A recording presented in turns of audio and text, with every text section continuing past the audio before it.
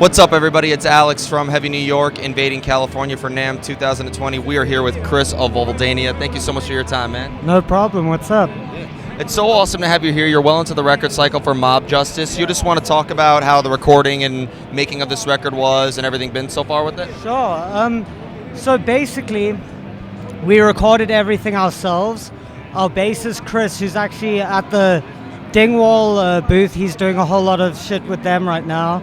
But he recorded us at his studio. He's got an amazing home studio. Well, it's not actually at his home anymore, but it's basically a home studio that he built while he was living at that location, and it's amazing. He even has a vert ramp there. It's so sick. And the kind of theme for the album was we wanted to go for something that was kind of educating the world on all the crazy stuff that happens in South Africa, like poverty and crime and like misogyny, and we just wanted to address a lot of issues we have coming from where we come from. And we went for a more like progressive sound, I guess, because there's now like guitar solos, which there wasn't really before.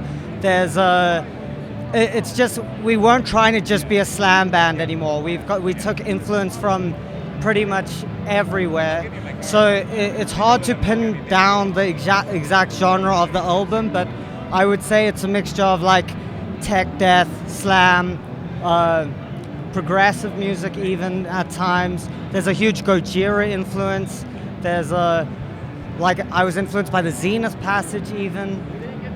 There's an instrumental song on the album which we've never done before, which is just like a full-on guitar solo. So we did a whole lot of stuff that was kind of different for us. We didn't want to just do another album that was just trying to be the most brutal band and talk about the most disgusting things. We really wanted to do something more with this album and do something more real and true to us and where we come from. Yeah. Well, you mentioned there was concepts behind it and this message you wanted to address. Could the messages what sort of led to the sound of the music itself? Well, we had this idea. We conceptualized the album before we went into writing and recording it. And the lyrics are always, we don't go in like, say, we have a song title and then we write a song based on that. It's more, I will write a song and then our vocalist Duncan will feel the vibe and then he'll kind of think of ideas of what he's going to put over that. So he matches his lyrics to the music really, but we had conceptualized what we were going to talk about and kind of the whole theme of the album before we went into everything. One thing I was really curious about is actually South Africa. I interviewed a band from Gaborone, Botswana, Skinflint. Well, we're actually playing with them. We've got an African tour coming up now in February, and we're playing with Skinflint in Botswana, so yeah. Yeah, I interviewed them on their first North American tour, but I heard there's actually like a good scene. Obviously Africa is one of the biggest continents in the world, but I heard Luanda, Angola has a good metal scene. I heard South Africa, Sean Morgan from Seethers, one of my idols. So is there like a metal scene in South Africa that you guys are kind of involved with, or do you prefer to go outside your hometown to get the name out there even more? So with us, I grew up playing in South Africa. That's because I'm from there, and I played many shows in South Africa with other bands and everything. But when we, Vulvodynia started, we obviously started playing in South Africa, but before we even played our first live show, we had an international fan base because with our music, people kind of got big on the internet before anything. And so we've been touring internationally mostly because that's where most of our fans are.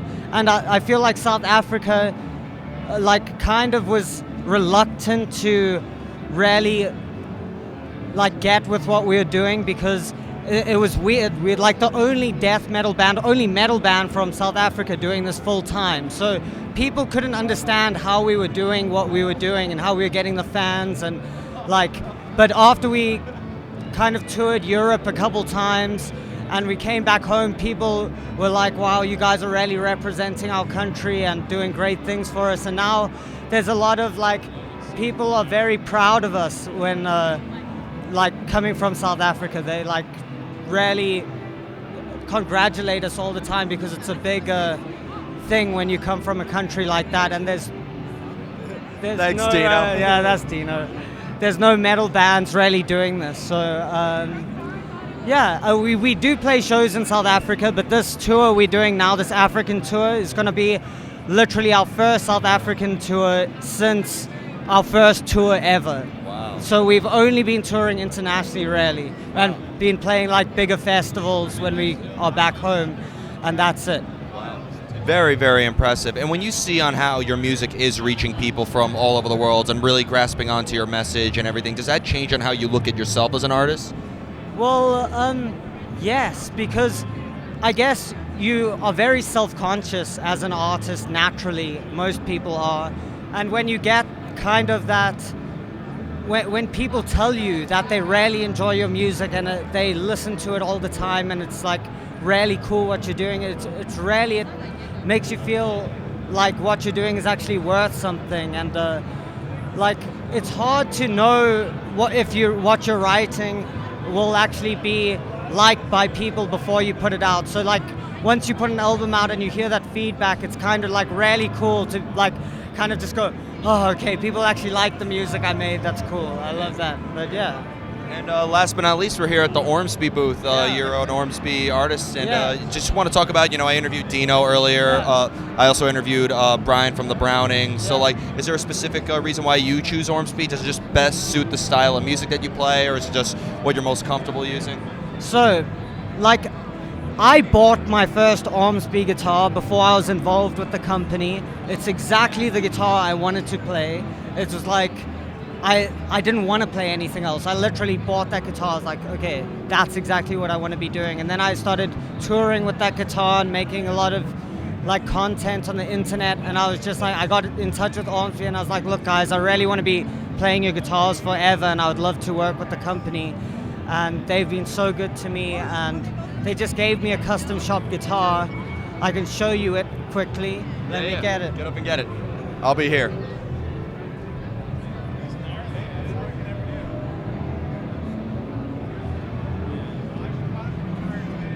So I won't use this guitar live, but this is a custom Genesis. I play 8-string guitars live. I needed a guitar with the whammy bar because with guitar solos and stuff, I just feel like it can be way more expressive with that. And like on a lot of my recordings, I use whammies to just record guitar solos and all of that. And you can't really get the same vibe if you put a floating bridge on an 8-string. It will be too tight and it won't flutter like this. This is the craziest guitar for the whole flutter thing. I've never had a guitar that does it so well, and I thought I had a guitar before. I had an Ibanez and I was like, whoa, this guitar flutters well, but this is like on a whole different level. It's got a Floyd, but it's multi-scale at the nut, so you got a really good balanced tension on the strings that feels so comfortable to play. It's a huge reason I play these guitars is because of the multi-scale thing.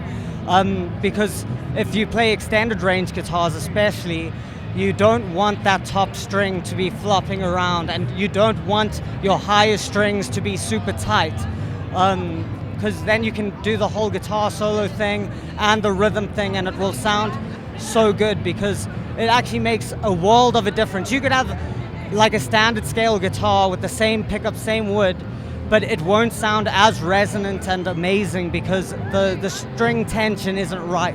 So I think it does so much for the tone to really look into doing the multi-scale thing. Perry actually designed the whole multi-scale thing from looking at where people put their hands on a guitar and literally designing it by like he angles it to be completely ergonomic, so it's like naturally where you angle your hand, he's angled the frets. So it's just so comfortable. It's like the most comfortable guitar. Well, all the guitars I have are the most comfortable guitars I've ever played. Like my 8 strings, Dino. Love you too, Dino. Yeah. My 8 strings are literally the most comfortable 8-string guitars I've ever played in my life. The neck profile is just perfect.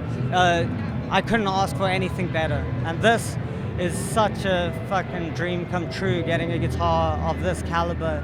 I also play in an instrumental band called Technopath, and I'm going to be using this guitar a lot for that. We also do 8-string stuff and the thumping thing, but for guitar solos and all of that, I'm going to be using this guitar pretty much exclusively. Awesome. Yeah. So before we go, I'd like to thank you so much for your time today. Is there just anything else that you would like to promote for any of the bands that you're in? So I play in another band called Zavleg. It's got a terrible name. Just search XAVLEG, Zavleg, and you'll see it's like a 48-letter acronym for something terrible. You can find out what it means on your own. I'm not going to say it here, but yeah, check us out there, and follow me on Instagram at Krisen, KRISXEN. Follow my band Vulvodynia. We're Vulvodynia Slam. Zavleg on Instagram is at Zavleg Band. So yeah, that's how you can check me out. Awesome. Well, thank you so much, Kris. Everybody, Vulvodynia. We'll see you next time on Heavy New York, NAMM 2020.